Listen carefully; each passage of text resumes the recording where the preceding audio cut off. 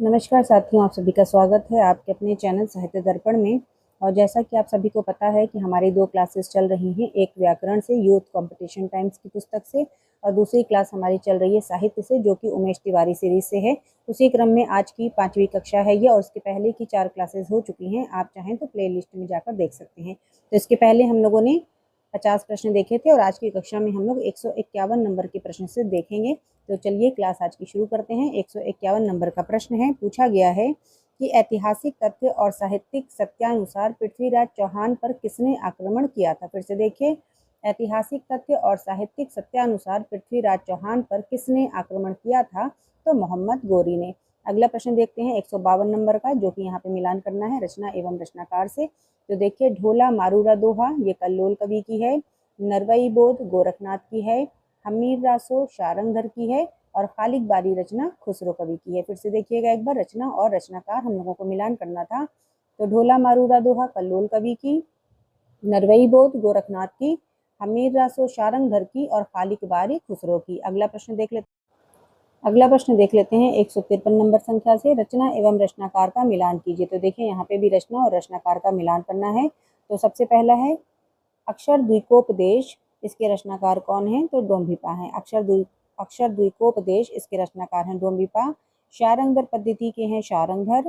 कर्पूर मंजरी के रचनाकार हैं राजशेखर और दंगवय पुराण के रचनाकार हैं भीम कवि।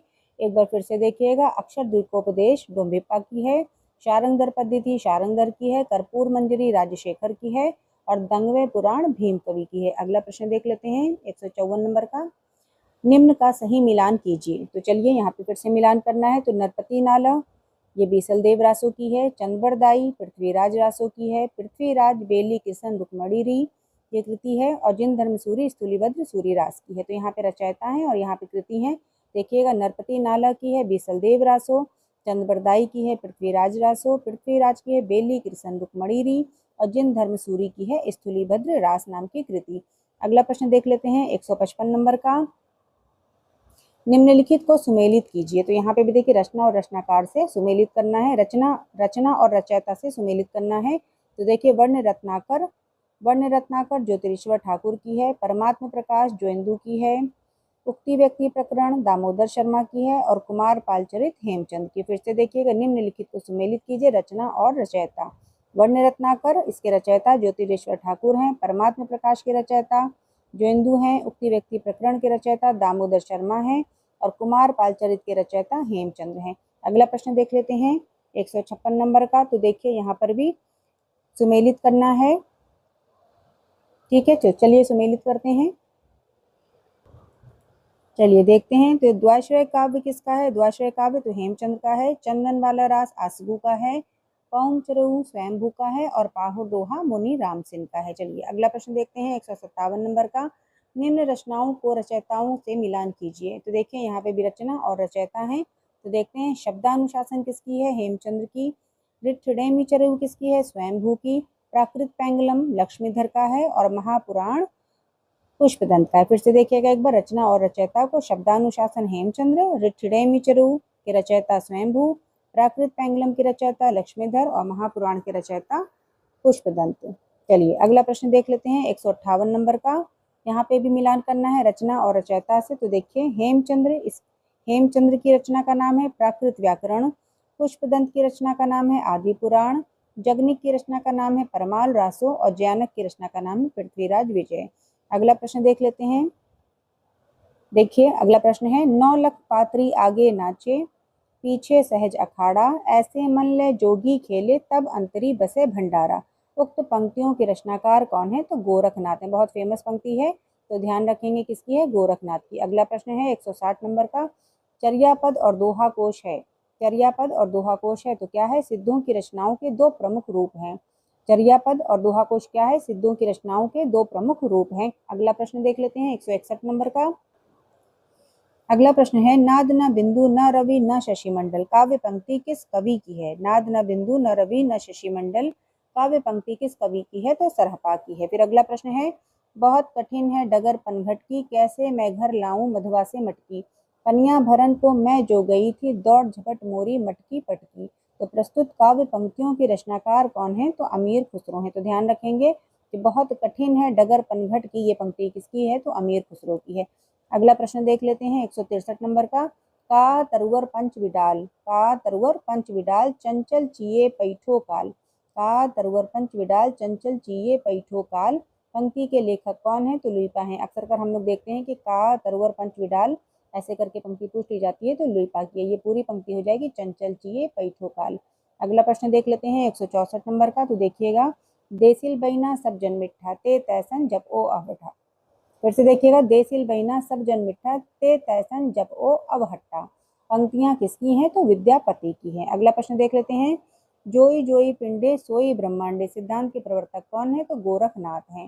फिर अगला प्रश्न है राजा बीसल देव किसके पुत्र थे? तो राजा आना के थे। राजा बीसल देव किसके पुत्र थे? तो राजा आना के थे। अगला प्रश्न देख लेते हैं 167 नंबर का, 167 नंबर का, कि निम्नलिखित पंक्तियों के आधार पर बताइए कि बीसल देव रासो का सर्वाधिक मार्मिक प्रसंग कौन सा है? निम्नलिखित पंक्तियों के आधार पर बताइए कि बीसल देव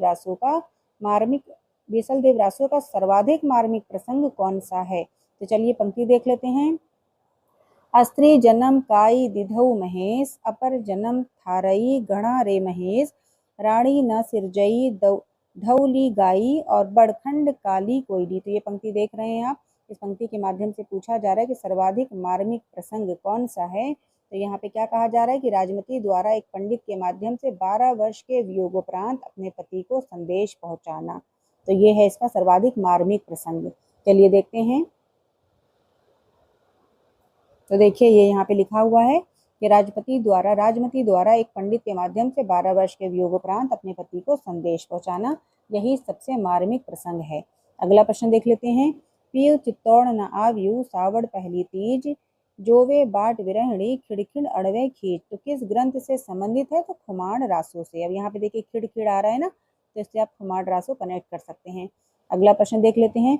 किम बुझे रतिवंती राजन, यह उक्ति निम्नलिखित में से किस राजा के राज्यकाज की उपेक्षा कर प्रणय लीलाओं में लीन होने पर कही गई है? तो पृथ्वीराज चौहान के। ध्यान रखेंगे किम बुझे रतिवंती राजन, तो ये पृथ्वीराज रासो से है। अगला प्रश्न देख लेते हैं 170 नंबर का। 1272 मझारी जेठवदी नवमी बुधवारी किस रासो के रचना वर्ष की ओर संकेत करता है? तो 1272 से ही ध्यान रखेंगे कि ये बीसल देव रासो से है। अगला प्रश्न देख लेते हैं 171 नंबर का। मनहू कला ससीभान कला 1692 पंक्ति किस रासो ग्रंथ से संबंधित है? तो पृथ्वीराज रासो से। फिर से देखिए मनहू कला ससीभान कला 1692 पंक्ति किस रासो ग्रंथ से संबंधित है? तो पृथ्वीराज रासो से। ये फेमस भी है ये लाइन कि मनहू कला ससीभान कला, तो ध्यान रखेंगे पृथ्वीराज रासो। अगला प्रश्न देख लेते हैं 172 नंबर का। तरवर से एक तिरिया उतरी उतनी बहुत रिझाया, तरवर से एक तिरिया उतरी उतनी बहुत रिझाया, बाप का उसने नाम जो पूछा आधा नाम बताया। पंक्ति किस कवि की है? तो ये भी खुसरो की है। ध्यान रखेंगे कि खुसरो की पंक्ति है। अगला प्रश्न देख लेते हैं 173 नंबर का। गोरी सोवे सेज पर मुख पर डारे केस, चल खुसरो घर आपने रैन भई चहु देश। तो पंक्तियां खुसरो ने किसके परलोक गमन पर कहा था? तो निजामुद्दीन औलिया। ध्यान रखेंगे गोरी सोवे सेज पर मुख पर डारे केस, ये पंक्ति खुसरो की है और इन्होंने किसके गमन पर कहा था? परलोक गमन पर कहा था, तो निजामुद्दीन औलिया। अगला प्रश्न देख लेते हैं 174 नंबर का। 174 नंबर का प्रश्न है वज्जी घोर निशान रान चौहान चहुदेसी पंक्ति किससे संबंधित है? फिर से देखिए वज्जी घोर निशान रान चौहान चहुदेसी पंक्ति किससे संबंधित है? तो पृथ्वीराज रासो से संबंधित है। अगला प्रश्न देख लेते हैं। अगला प्रश्न है 175 नंबर का। 12 वरिस लो कुकुर जीवे अरु 13 लो जिये सियार, काव्य पंक्ति के रचनाकार कौन है? तो जगनीक हैं। फिर अगला प्रश्न है जो जिड़ सासड़ भासयु सो मई कहियु सारू के रचनाकार कौन है? तो देवसेन है। तो जो जिड़ सासड़ भासयु, ये पंक्ति ध्यान रखेंगे कि देवसेन की है। अगला प्रश्न देख लेते हैं 177 नंबर का। जही मन पवन न संचरई रवि शशि नहीं पवेश, ताही बट चित विषाम कुरु सरेह कही उवेश। तो ये पंक्ति किसकी है? तो सरहपा की। ध्यान रखेंगे जही मन पवन न संचरई, बस इतने से ही ध्यान रखेंगे कि सरहपा की है। संचरई आ रहा है तो यहाँ पे सरहपा आ रहा है, संचरई सरहपा। अगला देख लेते हैं 178 नंबर का। अगला प्रश्न है भल्ला हुआ जो मारिया बहड़ी मारा कंतु, लज्जे जम तू वयंसी अहु जई भग्गा घरु एंतु। तो अपभ्रंश की यह रचना किस कवि की है? तो हेमचंद्र की है। तो ध्यान रखेंगे भल्ला हुआ जो मारिया, ये किसकी पंक्ति है? तो हेमचंद्र की है। अगला देख लेते हैं। एक नार ने अचरज किया, सांप मार पिंजरे में दिया। तो काव्य पंक्ति के रचनाकार कौन है? तो खुसरो है। एक नार ने अचरज किया, सांप मार पिंजरे में दिया, तो खुसरो की है। फिर अगला प्रश्न देख लेते हैं। रघुनाथ चरित हनुमंत कृत भूप बोझ उद्धरई जिमी पंक्ति किस ग्रंथ से ली गई? फिर से देखिए, रघुनाथ चरित हनुमंत कृत भूप बोझ उद्धरई जिमी पंक्ति किस ग्रंथ से ली गई है? तो पृथ्वीराज रासो से ली गई है। अगला प्रश्न देखते हैं। असंगत का चयन करना है यहाँ पे। तो देखिए जो संगत है उसको देख लेते हैं पहले संगत को। 181 नंबर का प्रश्न है, असंगत का चयन कीजिए। तो संगत देख लेते हैं पहले। पौंचरू स्वयंभू की है, सही है। पाहुर दोहा मुनिराम सिंह का है, ये भी सही है। प्राकृत पेंगलम लक्ष्मीधर का है, ये भी सही है। यहाँ पे गलत क्या है? अपभ्रंश व्याकरण जो लिखा है जोइंदू इसके आगे, ये गलत है, ये जोइंदू की नहीं है। अगला प्रश्न देख लेते हैं 182 नंबर का। असंगत बताइए। तो यहाँ पे भी असंगत बताना है। तो पहले संगत देख लेते हैं। तो पुष्पदंत जसहर चरयू की है, स्वयंभू ऋठिडेमु चरयू की है, जिन दत्त सूरी उपदेश रसायन रास की है। यहाँ पे मधुकर कवि की जो जयचंद्र प्रकाश दिया है ये गलत है। तो यहाँ पे हम लोगों को असंगत ही बताना था। ठीक है, अगला देख लेते हैं। अगला प्रश्न है 183 नंबर का। असंगत का चयन कीजिए। अब यहाँ पर भी आपको असंगत का ही चयन करना है। तो देखिए, परमाल रासो ये जगनी की है, ये सही है। कुमार रासो दलपति विजय की है, ये सही है। संदेश रासक अब्दुल रहमान का, ये भी सही। लेकिन कुमार पाल प्रतिबोध के आगे ज्योतिरेश्वर ठाकुर लिखा है, जो कि गलत है। कुमार पाल प्रतिबोध ज्योतिरेश्वर ठाकुर की नहीं है। अगला प्रश्न देख लेते हैं 184 नंबर का। असंगत कौन सा है? तो असंगत देख लेते हैं कौन सा है। तो देखिए, चर्यापद के आगे सरहपा लिखा है, ये असंगत है। चर्यापद के आगे सरहपा लिखा है, ये गलत है। और सही कौन कौन सा है? तो रेवंत गिरिराज विजय सेंसूरी की है, जयचंद्र प्रकाश भट्ट केदार की है, रणमल छंद ये श्रीधर की, ये तीनों सही है, संगत है और ये असंगत है। अगला प्रश्न देख लेते हैं 185 नंबर का। आदिकाल को अत्यधिक विरोधों एवं व्याघातों का युग कहने वाले इतिहासकार कौन है? तो हजारी प्रसाद द्विवेदी हैं। फिर अगला प्रश्न है 186 नंबर का। पृथ्वीराज रासो के कितने संस्करण प्राप्त होते हैं? पृथ्वीराज रासो के कितने संस्करण प्राप्त होते हैं? तो 4 संस्करण प्राप्त होते हैं। फिर अगला प्रश्न है 187 नंबर का। पृथ्वीराज रासो को शुक शुकी संवाद के रूप में रचित मानने वाले आलोचक हैं। तो कौन है शुक शुकी संवाद के रूप में रचित मानने वाले? तो हजारी प्रसाद द्विवेदी हैं। एक प्रश्न यहाँ पे और है कि भृंग भृंगी संवाद भी कहा गया है किसी रचना को, तो वो किसे कहा गया है? आप लोग कमेंट के माध्यम से आंसर दीजिएगा। पृथ्वीराज रासो को शुक शुकी संवाद के रूप में रचित मानने वाले आलोचक हैं हजारी प्रसाद द्विवेदी। और भृंग भृंगी संवाद किसने कहा है और किस रचना को कहा गया? इसका आंसर आप लोग कमेंट के माध्यम से देंगे। अगला प्रश्न देख लेते हैं 188 नंबर का। अगला प्रश्न 188 नंबर का। बीसल देव रासो का 12 मासा विरह वर्णन किस मास से प्रारंभ होता है? तो कार्तिक मास से प्रारंभ होता है। ध्यान रखेंगे कि बीसल देव रासो का 12 मासा जो है ये किससे प्रारंभ होता है, किस मास से प्रारंभ होता है? तो कार्तिक मास से। फिर अगला प्रश्न है, बीसल देव रासो की रचना नरपति नाला ने कब की थी? बीसल देव रासो की रचना नरपति नाला ने कब की थी?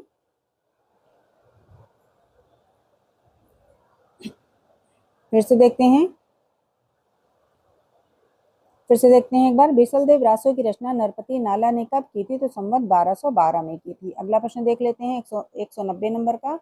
चंद्रबरदाई कृत हिंदी का प्रथम महाकाव्य कौन सा है? चंद्रबरदाई कृत हिंदी का प्रथम महाकाव्य कौन सा है? तो पृथ्वीराज रासो है। फिर अगला प्रश्न देख लेते हैं 191 नंबर का। गियर्सन के अनुसार आदिकाल की अवधि क्या है? तो 700 ईस्वी से 1400 ईस्वी तक। गियर्सन के अनुसार आदिकाल की अवधि क्या है? तो 700 ईस्वी से 1400 ईस्वी तक। अगला प्रश्न देख लेते हैं 192 नंबर का। डॉक्टर राम कुमार वर्मा ने संधि काल के अंतर्गत किस साहित्य का विवेचन किया है? तो सिद्ध एवं जैन साहित्य का। फिर अगला प्रश्न है, किस विद्वान ने अपने इतिहास ग्रंथ में अपभ्रंश साहित्य को हिंदी साहित्य से अलग मानकर उसे पूर्व पीठिका के रूप में सम्मिलित किया? फिर से देखिएगा, इंपॉर्टेंट प्रश्न है। किस विद्वान ने अपने इतिहास ग्रंथ में अपभ्रंश साहित्य को हिंदी साहित्य से अलग मानकर उसे पूर्व पीठिका के रूप में सम्मिलित किया है? तो रामचंद्र शुक्ल ने किया है। फिर अगला प्रश्न है, गोरखनाथ के गुरु थे। तो गोरखनाथ के गुरु कौन थे? तो मत्स्येंद्र नाथ थे। गोरखनाथ के गुरु कौन थे? मत्स्येंद्र नाथ। अगला प्रश्न है 195 नंबर का। निम्नलिखित रचनाओं को सही क्रम में रखिए। निम्नलिखित रचनाओं को सही क्रम में रखिए। तो देखिए, सही क्रम क्या हो जाएगा? सबसे पहले बीसल देव रासो, फिर उसके बाद पृथ्वीराज रासो, उसके बाद कुमार रासो और फिर परमाल रासो। तो ये सही क्रम है। बीसलदेव रासो, पृथ्वीराज रासो, खुमार रासो और परमार रासो। अगला प्रश्न देख लेते हैं 196 नंबर का। पुस्तक जल्हड़ हत दई चली गज्जन निपकाज पंक्ति किससे संबंधित है? तो पृथ्वीराज रासो से। अगला प्रश्न है परमार रासो का प्रकाशन चार्ल्स इलियट ने किस वर्ष कराया था? तो 1865 में। परमार रासो का प्रकाशन चार्ल्स इलियट ने किस वर्ष कराया? 1865 में। आला का गायन किया जाता है, तो कब किया जाता है आला का गायन? बरसात ऋतु में किया जाता है। अगला प्रश्न आलाखंड के रचयिता जगनिक किस राजा के आश्रित थे? आलाखंड के रचयिता जगनिक किस राजा के आश्रित थे? तो परमार्दी देव के आश्रित थे। अगला प्रश्न देखते हैं 200 नंबर का। पृथ्वीराज रासो के 30,000 छंदों का अंग्रेजी में अनुवाद किस लेखक ने किया था? तो कर्नल जेम्स टॉड ने। ध्यान रखेंगे, पृथ्वीराज रासो के 30,000 छंदों का अंग्रेजी में अनुवाद किस लेखक ने किया था? तो कर्नल जेम्स टॉड ने। अगला प्रश्न देखते हैं 201 नंबर का। पृथ्वीराज रासो को अप्रामाणिक मानने वाले विद्वान हैं, तो कौन है अप्रामाणिक मानने वाले? तो रामचंद्र शुक्ल हैं। पृथ्वीराज रासो को अप्रामाणिक मानने वाले विद्वान हैं तो रामचंद्र शुक्ल हैं। आप लोगों को बताना है कि पृथ्वीराज रासो को प्रमाणिक किसने माना है? कई नाम आते हैं, तो आप किसी भी एक का नाम लिख सकते हैं कि पृथ्वीराज रासो को प्रमाणिक मानने वालों में कौन कौन है। अगर सभी याद हैं तो सभी का नाम लिखिएगा, नहीं तो किसी एक का नाम लिखिएगा कि किसने प्रमाणिक माना है। अगला प्रश्न देख लेते हैं 202 नंबर का। कैमास वध किस रासो ग्रंथ का प्रसंग है? कैमास वध किस रासो ग्रंथ का प्रसंग है? तो पृथ्वीराज रासो। कैमास वध किस रासो ग्रंथ का प्रसंग है? तो पृथ्वीराज रासो का। फिर अगला प्रश्न है 203 नंबर का। उक्ति व्यक्ति प्रकरण नामक व्याकरण ग्रंथ के रचनाकार कौन है? उक्ति व्यक्ति प्रकरण नामक व्याकरण ग्रंथ के रचनाकार कौन है? तो दामोदर शर्मा है। फिर अगला प्रश्न देखते हैं 204 नंबर का। किस ग्रंथ में बनारस और आसपास के संस्कृति और भाषा आदि पर अच्छा प्रकाश पड़ता है और उस युग के काव्य रूपों के संबंध में भी थोड़ी बहुत जानकारी मिलती है? तो उक्ति व्यक्ति प्रकरण में। फिर से देखिएगा, किस ग्रंथ से बनारस और आसपास के संस्कृति और भाषा आदि पर अच्छा प्रकाश पड़ता है और उस युग के काव्य रूपों के संबंध में भी थोड़ी बहुत जानकारी मिलती है? तो उक्ति व्यक्ति प्रकरण में। अगला प्रश्न देख लेते हैं 205 नंबर से। सबसे पहले चौपाई और दोहों की परंपरा का प्रयोग किसने किया? ध्यान रखेंगे, बहुत इंपॉर्टेंट प्रश्न है। सबसे पहले चौपाई और दोहों की परंपरा का प्रयोग किसने किया था? तो सरहपा ने किया था। अगला प्रश्न, डॉक्टर हजारी प्रसाद द्विवेदी ने रासो शब्द की उत्पत्ति किससे मानी है? तो रासक से मानी है। हजारी प्रसाद द्विवेदी ने रासो शब्द की उत्पत्ति किससे मानी है? तो रासक से मानी है। फिर अगला प्रश्न है, किस रासो ग्रंथ के अध्याय या खंडों का विभाजन समय के रूप में किया गया है? किस रासो ग्रंथ के अध्याय या खंडों का विभाजन समय के रूप में किया गया है? तो पृथ्वीराज रासो का। अगला प्रश्न देख लेते हैं 208 नंबर का। बौद्ध गान और दोहा किनकी रचनाओं का संग्रह ग्रंथ है? बौद्ध गान और दोहा किनकी रचनाओं का संग्रह ग्रंथ है? तो सिद्धों की रचनाओं का। ध्यान रखेंगे कि सिद्धों की रचनाओं का। अगला प्रश्न देखते हैं प्रश्न संख्या 209। आदिकाल में किस कवि को अभिमान मेरु की संज्ञा दी गई है? तो पुष्पदंत को। अभिमान मेरु की संज्ञा किसे दी गई है? पुष्पदंत को। अगला प्रश्न है असंगत कौन सा है? तो देख लेते हैं संगत पहले। तो वर्ण रत्नाकर ज्योतिरेश्वर ठाकुर का है, पालिक बारी अमीर खुसरो की है, कर्पूर मंजरी रामशेखर की है, लेकिन राम सिंह की दंगवे पुराण नहीं है। अगला प्रश्न देख लेते हैं 211 नंबर का। आध्यात्मिक रंग के चश्मे आजकल बहुत सस्ते हो गए हैं, यह उक्ति शुक्ल जी ने किसके विषय में कही है? तो विद्यापति की जो पदावली है इसके विषय में कही है। फिर से देखिए, आध्यात्मिक रंग के चश्मे आजकल बहुत सस्ते हो गए हैं, यह उक्ति शुक्ल जी ने किसके विषय में कही है? तो विद्यापति की पदावली के विषय में। अगला प्रश्न देख लेते हैं 212 नंबर का। हिंदी का प्रथम गद्य लेखक मिश्र बंधुओं ने किसे माना है? इंपॉर्टेंट प्रश्न है, ध्यान रखेंगे। हिंदी का प्रथम गद्य लेखक मिश्र बंधुओं ने किसे माना है? तो गोरखनाथ को। अगला प्रश्न है 213 नंबर का। गारसादा तासी ने रासो शब्द की उत्पत्ति किस शब्द से मानी है? फिर से सुनिए, गारसादा तासी ने रासो शब्द की उत्पत्ति किस शब्द से मानी है? तो राजसूय से मानी है तासी ने। अगला प्रश्न है, रामचंद्र शुक्ल ने हिंदी का प्रथम महाकवि किसे माना है? तो चंद्रबरदाई को। रामचंद्र शुक्ल ने हिंदी का प्रथम महाकवि किसे माना है? चंद्रबरदाई को। अगला प्रश्न, खुमार रासो की रचना किस साहित्यकार ने की है? तो दलपति विजय ने की है। खुमार रासो की रचना किस साहित्यकार ने की है? तो दलपति विजय ने की है। फिर अगला प्रश्न है, कौन सा नाथ योगी, एक मिनट, कौन सा नाथ योगी स्त्री मोह में फंस गया था जिसका गोरखनाथ ने उद्धार किया था? फिर से देखिए, कौन सा नाथ योगी स्त्री मोह में फंस गया था जिसका गोरखनाथ ने उद्धार किया था? तो मच्छंदर नाथ का। अगला प्रश्न है 217 नंबर का। नाथों की सबसे बड़ी कमजोरी उनका रूखापन तथा गृहस्थ के प्रति अनादर भाव है, ये कथन किस आलोचक का है? फिर से देखिए, नाथों की सबसे बड़ी कमजोरी उनका रूखापन तथा गृहस्थ के प्रति अनादर भाव है, यह कथन किस आलोचक का है? तो हजारी प्रसाद द्विवेदी का। ध्यान रखेंगे, ये कथन हजारी प्रसाद द्विवेदी का है। अगला प्रश्न है 218 नंबर से, जयचंद्र प्रकाश ग्रंथ के रचनाकार कौन है? तो भट्ट केदार हैं। जयचंद्र प्रकाश ग्रंथ के रचनाकार कौन है? तो भट्ट केदार हैं। फिर अगला प्रश्न है, जयचंद्र प्रकाश ग्रंथ के रचनाकार कौन है? तो भट्ट केदार हैं। अगला प्रश्न है 219 नंबर का, जयमयंक जस चंद्रिका के रचनाकार कौन है? तो मधुकर कवि हैं। जयमयंक जस चंद्रिका मधुकर कवि की है। अगला प्रश्न 220 नंबर से, खालिक बारी नूहे सिपर दो सकुने पहेलियां के रचनाकार कौन है? तो अबुल हसन खुसरो हैं। खालिक बारी नूहे सिपर दो सकुने और पहेलियों के रचनाकार कौन है? तो खुसरो हैं। अगला प्रश्न है 221 नंबर का, रणमल्ल छंद के रचनाकार कौन है? तो श्रीधर हैं। रणमल्ल छंद के रचनाकार श्रीधर। करकंड चर्यु नामक जैन कृति के लेखक कौन है? तो मुनि कनकामर। फिर से देखिए, करकंड चर्यु नामक जैन कृति के लेखक कौन है? तो मुनि कनकामर हैं। अगला प्रश्न है 223 नंबर का, संस्कृत प्राकृत काव्य कुमार पाल प्रतिबोध के रचनाकार कौन है? तो सोमप्रभ सूरी हैं। संस्कृत प्राकृत काव्य कुमार पाल प्रतिबोध के रचनाकार कौन है? तो सोमप्रभ सूरी हैं।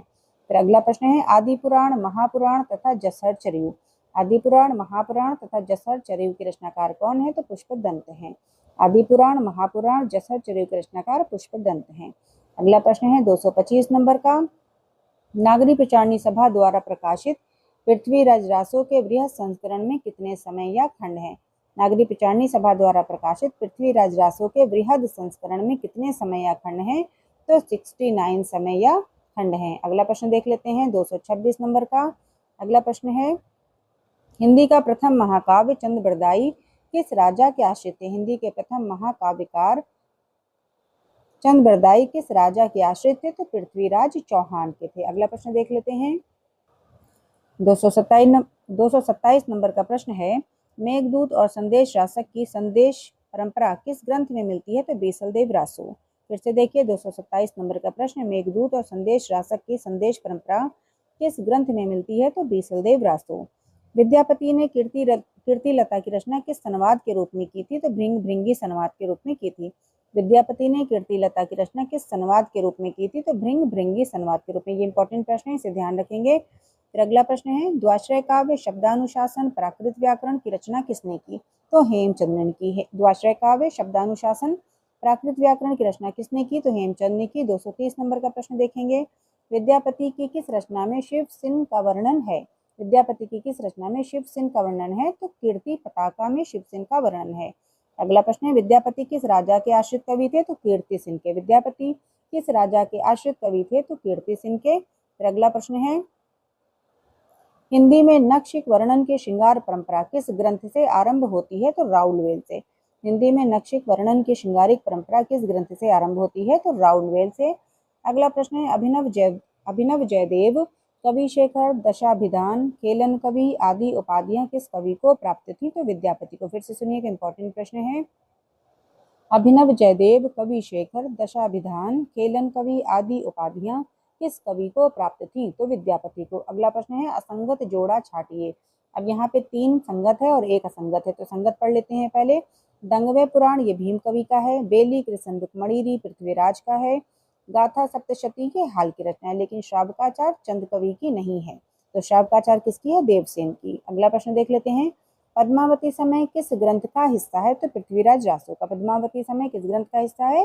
पृथ्वीराज रासो का है। अगला प्रश्न है 236 नंबर का, मैथिली की प्रथम गद्य कृति कौन सी है? मैथिली की प्रथम गद्य कृति कौन सी है? तो वर्ण रत्नाकर है। मैथिली की प्रथम गद्य कृति कौन सी है? तो वर्ण रत्नाकर है।